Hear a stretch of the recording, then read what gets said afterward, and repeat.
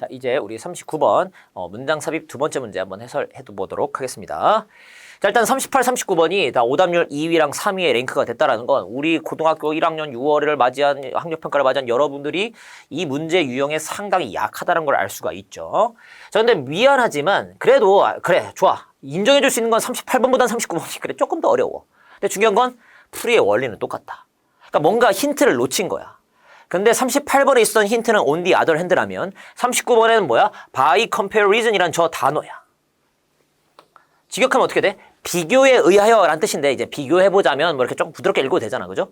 비교해보자면 뭐 가장 긴 차일드후드, 유년기죠. 가장 긴 유년기와 함께 있는 새라는 건 가장 긴 유년기를 길게 보내는 새들은 그리고 동시에 뭐 하는 거야? 자, migrate는 이주하다의 뜻이니까 자신의 부모와 함께 이주하는 그런 새들. 그러니까 여기서 새한테 유년기가 길다 이게 뭔 소리인지 조금 깝깝하잖요. 그런데 여러분들이 알아두시면 좋아요. and를 기준으로 좌우에 놓인 내용들은 다 문맥상 같은 내용입니다. 그럼 유년기가 길다는 건 다시 말해서 무슨 소리요? 아, 부모와 함께 지낸다는 소리야. 즉 부모랑 함께 지내면서 부모가 나를 돌봐주는 거. 그러니까 그런 기간, 부모한테 돌봄을 받는 기간을 얘가 유년기라고 표현한 겁니다. 됐어? 그래서 이런 것들도 배워두면 좋겠죠. 그러니까 이러니까 선상에 필요한 거죠. 이걸 애가 스스로 알긴 힘들죠. 자, 그래서 부모 밑에서 지낸다는 것, 즉 유년기를 갖는다는 것, 그리고 그러한 새들이 뭐하는 경향이 있대요? 가장 효율적인 이주 경로를 갖는 경향이 있대요. 그럼 줄이면 이렇게 돼. 뭐가 길수록 뭐 한다요? 유년기가 길고 부모랑 함께 지내는 녀석일수록 결국 효율성이 높아진다 이런 얘기야. 그러면 우리의 상식과 반대죠. 예를 들어서 뭐 부모한테 의존하면 나쁠 수 있잖아. 근데 여기서는 뭐야? 부모랑 오래 지낼수록. 근데 유년기가 길수록. 아무튼 뭔가 이주의 효율이 올라간다는 거. 그거 좋다는 내용인 거죠. 되십니까? 오케이. 여기까지 읽어둔 거야. 자, 그러면 여러분들이 여기서 가장 주목했어야 할 단어는 전 이거라고 봐요. by comparison. 비교해보자면 어떤 비교할 대상을 제시하겠다는 거야. 그럼 얘랑 비교할 만한 애가 앞에 있었다는 거야.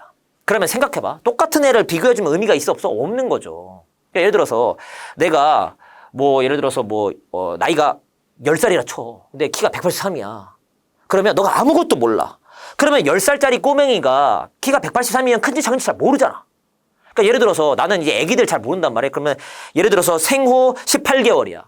그럼 18개월짜리가 말을 하면 빠른 거냐 느린 거냐 네가 알아 몰라. 또는 18개월짜리면 아장아장 걸을 때야 안 걸을 때야 네가 알아 몰라. 만약 모른다면 그럼 우리가 애기에 대한 어떤 정보가 없는 거야. 아 18개월이면 원래 이래야 정상인데 그 기준이 있어야 되는데 그 기준보다 빠르다 느리다를 판단해야 되는데 그게 없는 거라고. 따라서 내가 10살짜리가 키가 183이면 넌 딱 봐도 크다고 생각할 거냐. 그게 왜 가능해? 너가 10살짜리는 대충 키가 어떤지 알고 있기 때문이야. 그럼 비교를 한다는 건 10살짜리 애를 알려면 그 어떤 전혀 다른 속성을 가진 뭔가 이렇게 얘를 상대적으로 보여줘야 될 거 아니냐는 거야. 비교해보자면 얘는 이렇다고. 비교해봤을 때 유년기가 긴 애들은 효율적이야. 그럼 앞에 똑같은 애가 나올 필요가 없다고. 그럼 비교가 아니죠. 그냥 똑같은 말 하는 거죠. 그러면 by comparison 앞에는 어떤 내용이 나와야 돼? 유년기가 없는 애들은 이 이주 경로가 겁나 구려. 근데 그걸 증명하고 싶으니까 그러면 반대로 유년기가 길면 효율적이겠네라는 걸 보여주는 거라고. 그러니까 사실은 38번에 있었던 on the other hand랑 큰 차이가 없다. 비교 대조. 한국말로도 비교 대조가 세트로 다니잖아. 그러니까 얘는 거의 대조라 봐야 되는 거죠. 이걸 알았으면 문제를 좀 더 쉽게 고를 수 있지 않았을까. 자, 그래서 유년기가 길고 부모랑 함께 지내서 효율성이 높아진 애들을 우리가 초록색으로 표현하도록 하겠습니다. 자, 가보도록 할게. 자, 어린이로서의 시간을 소비하는 것. 이게 무슨 말이야? 어린이 취급을 받고 어린이 시간을 보낸다는 건 한마디로 유년기를 갖는다는 소리입니다. 얘도 초록색이 되는 거죠. 이것이 허락해줘. 동물로 하여금 환경에 대해서 배우게 한다. 환경에 대해 배우게 한다. 다 같은 색성이야. 그럼 환경에 대해서 어떻게 배웠게? 엄마한테 배웠겠죠. 유년기가 없어요? 오케이. 그러면 유년기가 없는 걸 우리끼리 뭐 대조적인 색깔로서 뭐 자주색, 뭐 보라색으로 한번 해볼게. 자, 유년기가 없으면요. 동물이 뭐 하게 돼? 완전하게 하드웨어에 의존하게 된대. 근데 문제는 뭐냐면 하드웨어에 의존한다는 거 알아들을 수가 없어. 심지어 해설지에도 하드웨어에 의존한다고 돼 있다고. 그럼 뭐 하라는 거야? 알아들을 수 없죠. 그러니까 고1 학생이 현장에서 하드웨어를 한 번에 알아듣는 건 불가능해. 그러니까 이걸로 문제 푸는 거 아니라는 거야. 그리고 따라서 뭐 하게 돼? 덜 효율적이 된다. 이것만 알아들으면 돼. 유연기가 없으면 효율성이 떨어져. 유연성이 떨어져. 됐어? 유연하지 못하니까 애가 좀 이렇게 딱딱하고 있잖아. 융통성 없고 막 그런 답답한 애가 된다는 거죠. 이것만 알아들으면 돼. 유연기가 없으면 플렉서블이 떨어진다. 여기까지 알아들었지? 오케이. 자, 계속 읽어보자. 1번 오른쪽. 자, 철새라고 하는데 뭐 철새랑 텃새 구분도 못 하잖아. 그러니까 그냥 마이그레이토리가 저거 이주한다는 뜻이니까 동네를 바꿔가면 산다고. 막 추울 때는 요 동네 살고 더울 때는 저 동네 가서 산다는 소리요. 이주하는 새 종들 사이에서 어떤 애들이야? 자, 너가 해야 돼. 태어나진 새야. 근데 뭘 알면서 태어났냐면 어떻게, 언제, 어디로 이주해야 되는지를 알고 태어난 새야. 그러면 선천이야, 후천이요? 선천인 거죠. 선천적으로 어디로 가야 되는지를 알고 태어난 새는, 그래서 이게 문법이 좀 복잡하죠. 그래서 주어 이렇게 나왔고 됐죠. 여기까지고, 대시대시는 사실은 부연설명이니까 안 읽어도 돼. 그래서 주어 다음에 have가 동사. 그래서 이렇게 조동사가 사실 떨어져 있는 거죠. 그래서 사실 고1 6월 학력평가 치고 이런 문장들은 이게 길이감도 길고 구조도 상당히 복잡하죠. 그러니까 메시지를 던지는 거야. 앞으로 당신이 해야 될 공부는 뭐다. 고1로서 일단 이런 문장들을 잘 능수능란하게 읽고 단어 공부하셔야 된다는 걸 알 수가 있죠. 어쨌든 그래서 선천적으로 어떻게 이동해야 되는지 아는 새들은 어머 여기서 어머를 외쳐야 돼. 비효율적이다 그랬죠. 여기서 왜가 중요한 게 아니야. 선천적인 애들은 비효율적이래. 내가 생각하기엔 난 안 그렇거든. 태어날 때부터 어디로 갈 줄 알면 너무 좋은 거 아니냐? 아니 태어날 때부터 미분적분할게 태어났어. 그럼 학원 안 다녀도 되잖아. 생각만 해도 너무 신난다 야. 그러니까 효율성이 높아야 되는데 중요한 건 너의 상식, 나의 상식이 아니야. 선천적으로 아는 애들은 비효율적이라 그랬어. 그럼 봐봐. 난 논리적으로 이렇게 풀어볼게. 유년기가 있는 애들은 분명히 뭐야? 효율적이라 그랬어. 맞아? 얘네들이 초록색이죠. 근데 비효율적이라는 건 뭐야? 초록색의 반대말이죠. 근데 우리가 초록색의 반대 개념을 뭐 하기로 했었어요? 지금 핑크색, 요 보라색으로 표현하기로 했었잖아. 그럼 얘가 보라색이 되는 순간, 얘가 보라색이 되는 거죠. 그러면 보라색의 핵심은 뭐야? 선천인 거죠. 뭔가 선천적으로 어디로 가야 되는지 아는 애들은 효율성이 떨어진다고. 그럼 거꾸로 말하면, 그럼 효율성이 높은 애들은 거꾸로 어떤 애가 돼? 선천적으로 아는 애들은 효율성이 떨어진다고. 그러면 어떤 애들이 효율성이 높을 것 같아? 후천적인 애들이죠. 어디로 가야 되는지를 후천적으로 배운 애들. 즉 뭐야? 태어나고 나서부터 알게 된 애들. 그러면 유년기가 어떤 공간이라는 거야? 어디로 언제 이주해야 될지를 언제 이주 막 이런 거 있잖아. 이주 경로 따위를 후천으로 배웠던 소리가 되는 거야. 엄마 아빠가 태어나서 알려준 거라고.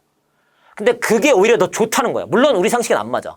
아니야. 뭐하러 배워? 그럼 태어날 때부터 알면 되지. 하지만 이 필자가 이렇게 썼으니까 우리는 받아들이는 거야. 됐어? 그래서 이렇게 번호를 매길 수 있었어야 돼. 그러면 어머나 그럼 잘 봐. 그러면 1번 왼쪽 문장이 보라색 내용이 되죠. 그리고 1번 오른쪽 내용도 뭐야? 결국은 되게 길었지만 이게 뭐야? 보라색에 관련된 내용이었던 거야. 이렇게 볼 수 있어야 돼.